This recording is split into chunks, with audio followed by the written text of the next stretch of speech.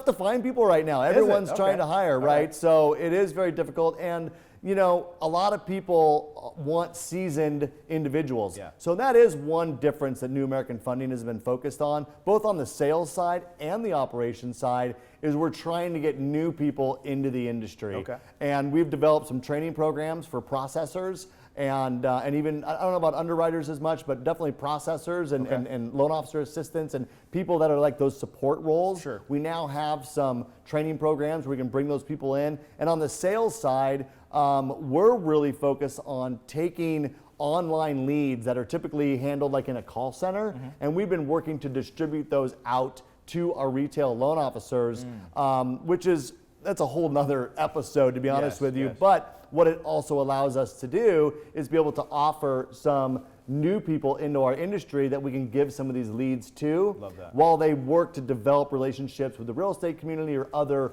referral partners. And so we are looking to bring on newer originators as well as seasoned originators who I think could benefit from, you know, the solid platform we have, and then bring new operations people in, train people to be processors.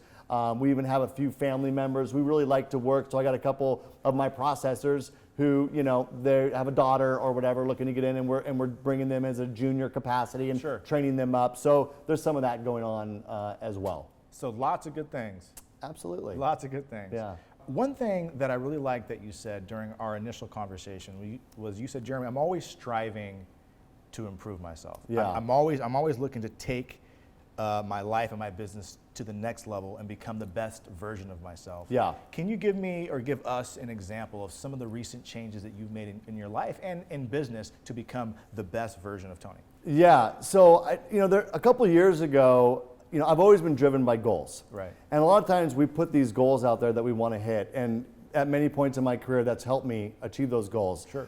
But about 2 years ago, I said, you know, my goal for this year is really to be the best version of myself. It's not about achieving something else, something more. It's about making this body and this, you know, person the best that I can be. Yeah. And so what I focused on was, I think, the areas that all of us look at. You know, I looked at my finances, and I looked at where I was financially and what I was doing with my money, and, you know, paying off, you know, cars that I had and eliminating debt and things of that nature. You know, I worked on, you know, my marriage and my family and being home for dinner at a certain time and being involved with that. I looked at my health. You know, I was not going to the gym. I didn't have a program to keep my body healthy, really. And, you know, I'm in my 40s now, and that's more and more important. So my wife has always worked out at a gym with a trainer, and so I called her up. I said, hey, just sign me up. Just, you know, tell me when to show up. And so, you know, it's one of those things where I now work with a personal trainer, and I've done some changes there. And one thing that has been interesting that came of this is I was able to quit drinking while I was on this journey. And, you know, for me, being in the mortgage industry, it's difficult because we do a lot of social events. You might have hosted a few of those. I probably did. And you know, and you're always kind of around that, and it's never been a big deal. It's not that big of a deal, but it was interesting because I got introduced to a book called The Easy Way to Control Your Alcohol. And every year for the last 3 or 4 years, I would do what's called Sober October. So if you're a Joe Rogan podcast fan, I'm a huge Joe Rogan fan, and he does it every year. And so I'm like, hey, a month from not drinking, what's the big harm with that? And so while I was listening to one of his podcasts, someone mentioned this book. And so I picked up his book, and I am an avid Audible listener, so I'm always listening to Audible. So I said, oh, whatever. So every time someone mentions a book, I always have credits available on Audible. I throw it in my Audible, and when I get to it, I get to it. Yeah. So I took this book called The Easy Way to Control Your Alcohol, and I threw it into my Audible and didn't think too much about it. And about a week later, I finished the book I was listening to, and I queued that one up as I'm driving around or whatever. And I listened to this book during October when I was already not drinking. And lo and behold, we get to the end of October, and everyone's like, so you're going to go have a cocktail now? October's over. I'm like, you know, I'm good. I don't think so. I think I'm good. And so, you know, if there is anyone out there that felt like, hey, you know, I would love to drink a little bit less. Yeah. Now, be prepared. It might, I mean, I had no intention on quitting drinking. Don't get me wrong. It's just that, you know, I read the book, and it makes you think about it in a little bit different way. But I got to tell you this, Jeremy, is that, you know, I don't know how long it's been now, 10 months or something like that.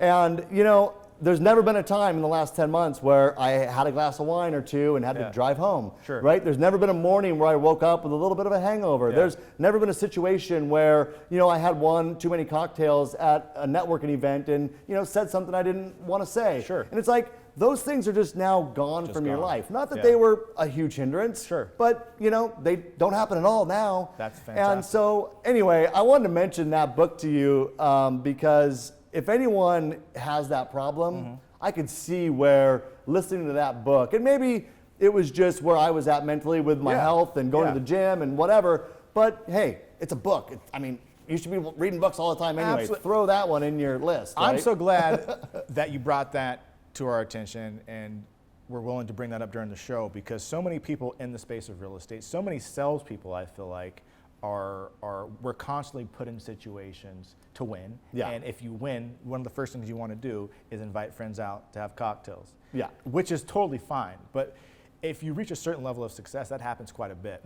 Right. And it begins to affect your life. It begins to affect you physically, emotionally, all those kinds of things. And I think if you're definitely wanting to become the best version of yourself, health, spiritual, all those things play a big role in that.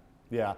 You know, the only other thing I'd say about becoming the best version of yourself is it doesn't happen overnight. No, it doesn't. You know, I think that just making that conscious decision that I want to be a better version of me. Yeah. And then just slowly, like the gym thing, right? That just started with just, you know, the first meeting, you know, the first day. Right. And now I go 3 days a week, and now I'm doing yoga. That's awesome. And you just add more to it. I can tell, by the way. Yeah, well, but you know, don't beat yourself up over it, right? Sure. It's just making the decision and taking one little step, and you're going to take steps backwards. I'm Right. not perfect by any means, but you know, it is a conscious effort to try to improve in each of those areas of your life. Yeah. And at the end of the day, I think you'll be happier for it. So important. Now, here's a subject that I couldn't wait to talk about Oh, boy. because it's really important to me. Martial arts. Yeah. And so I've been a huge fan of martial arts. Growing up, my dad was a coach of a basketball team, football team. Mom played baseball, coached baseball. My brothers and sisters played all the sports. I was always very athletic, but I didn't really take to football or basketball. I've always been into martial arts, competing in tournaments and things of that nature. Yeah. That level of discipline and being in a situation or a sport where it's one-on-one combat meant a lot to me. And so I would love to know, from your experience, how has your achievement in martial arts allowed you to be more disciplined and more focused and just more effective in general in business? Yeah, you know, it's hard to say, right? I mean, I started when I was a kid. I was in 5th grade. I was 10 years old. And I spent the next, 15 years in martial arts. And it's hard to say, like, how directly that impacted me. But I'll tell you this, it kept me off the streets. You know, I trained 6 days a week. Yep. I would take 2 classes a day. When I was doing competitions, I always wanted to train in the adult classes. Yep, And so me you too. just, Yeah, you have to act more responsible, right? Yes, you You're do. expected to hold yourself in a certain way. If you've ever stepped inside of a martial arts school, you know that there is a lot of respect for the instructors and for the teachers. And you just learn, you know, like it's okay to bow to somebody else. Yes. It's okay to, you know, to respect the environment and respect the people around you. Certainly.